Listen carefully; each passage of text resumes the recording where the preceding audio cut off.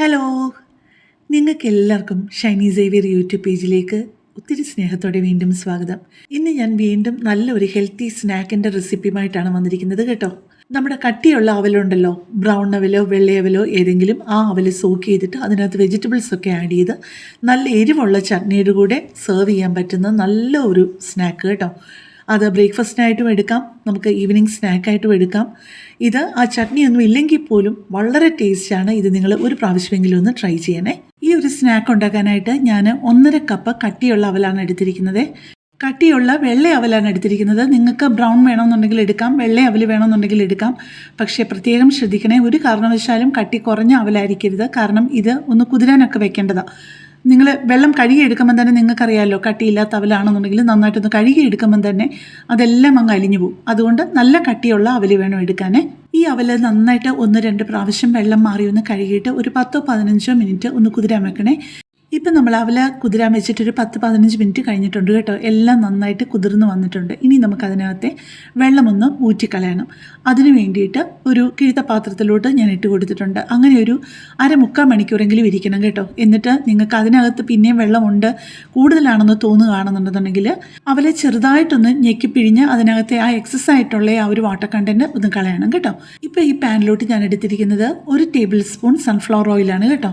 ഇത് വെളിച്ചെണ്ണയിൽ ഉണ്ടാക്കിയാലും നല്ലതാണ്. പക്ഷേ എന്നാലും ഇതിനകത്ത് മല്ലിയിലൊക്കെ ഇടുമ്പോൾ എനിക്ക് തോന്നുന്നു കുറച്ചുകൂടെ നല്ലത്, എൻ്റെ ഒരു നോട്ടത്തിൽ സൺഫ്ലവർ ഓയിൽ തന്നെയായിരിക്കും നല്ലതെന്നാണ് തോന്നിയത്. അതിലോട്ട് ഒരു 2-3 ടീസ്പൂൺ ഉഴുന്നുപരിപ്പും, ആദ്യം കടുക് ഇട്ട് കൊടുത്തു ഒരു 1/2 ടീസ്പൂണ്, പിന്നെ ഒരു 2-3 ടീസ്പൂൺ ഉഴുന്നിട്ട് കൊടുത്തു, പിന്നെ 2-3 ടീസ്പൂൺ കടലപ്പരിപ്പും ഇട്ട് കൊടുത്തിട്ടുണ്ട്.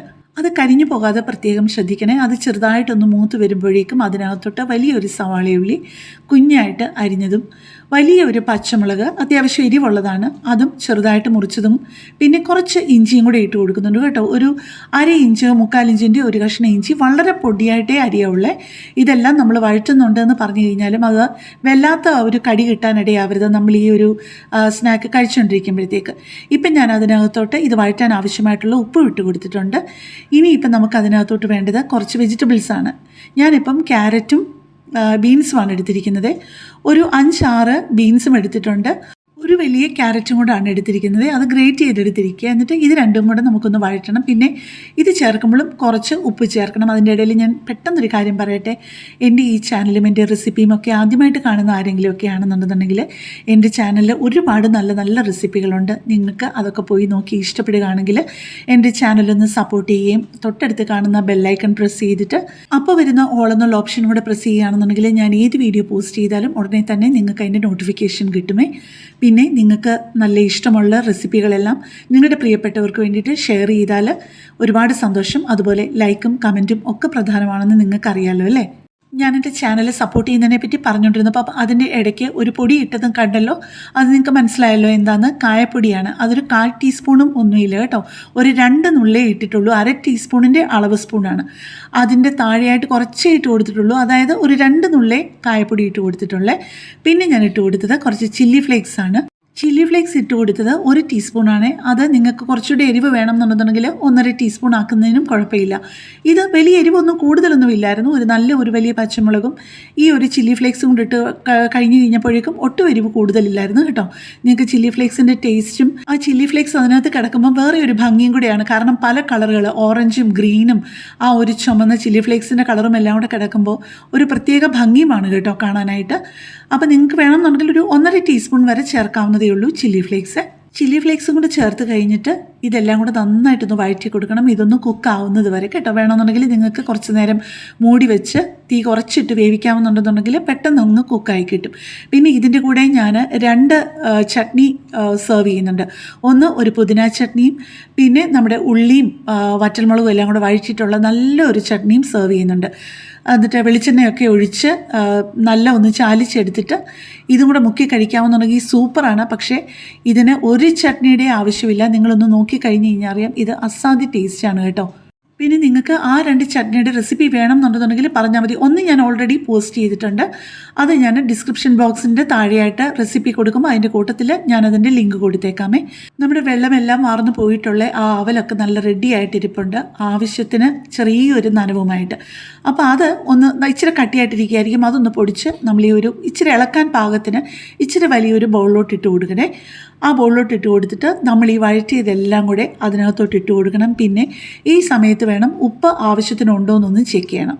ഉപ്പ് ആവശ്യത്തിനില്ല എന്നുണ്ടെന്നുണ്ടെങ്കിൽ ഉപ്പും കൂടെ ഇട്ട് ഇളക്കിയിട്ട് പിന്നെ എന്തെങ്കിലും ചേരുവ കുറച്ചുകൂടെ വേണമെന്നുണ്ടെങ്കിൽ നമുക്ക് പിന്നാണെന്നുണ്ടെങ്കിൽ ചേർക്കാവുന്നതേ ഉള്ളൂ. വേണമെന്നുണ്ടെങ്കിൽ ചിലർക്ക് കുരുമുളക് പൊടിയുടെ ടേസ്റ്റ് ഇഷ്ടമായിരിക്കും. പക്ഷേ എനിക്ക് ഈ ഒരു സ്നാക്കിന് കുരുമുളക് പൊടിയുടെ ടേസ്റ്റ് അത്ര യോജിക്കുന്നതായിട്ട് തോന്നിയില്ല. പിന്നെ നിങ്ങൾക്ക് ഇത് മല്ലിയില മാറ്റിയിട്ട് ഇത് വേണമെന്നുണ്ടെങ്കിൽ കസൂരി മേത്തിയാണ് നിങ്ങൾക്ക് ഇഷ്ടം എന്നുണ്ടെന്നുണ്ടെങ്കിൽ ചെറിയൊരു നോർത്ത് ഇന്ത്യൻ ഫ്ലേവർ ആയിരിക്കും കിട്ടുന്നത്. പക്ഷേ എൻ്റെ ഒരു തോന്നലിൽ ഏറ്റവും എനിക്ക് ഈ ഒരു സ്നാക്കിന് യോജിക്കുന്നതായിട്ട് തോന്നിയത് മല്ലിയിലയോ കറിവേപ്പിലയോ മാത്രമാണ്.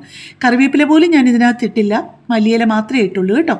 നമ്മൾ ചേർത്ത ചേരുവകളെല്ലാം ഒരുപോലെ നന്നായിട്ട് മിക്സായി കഴിയുമ്പോഴേക്കും നമ്മൾ പിടി ഉണ്ടാക്കുമല്ലോ, അതേപോലെ സിമ്പിളായിട്ട് നമ്മുടെ കൈവെള്ളയെ വെച്ച് വലിയ ഷേപ്പൊന്നും നോക്കാനില്ലല്ലോ, വെറുതെ പക്ഷേ ഇച്ചിരി അമർത്തി പിടിക്കണം കേട്ടോ.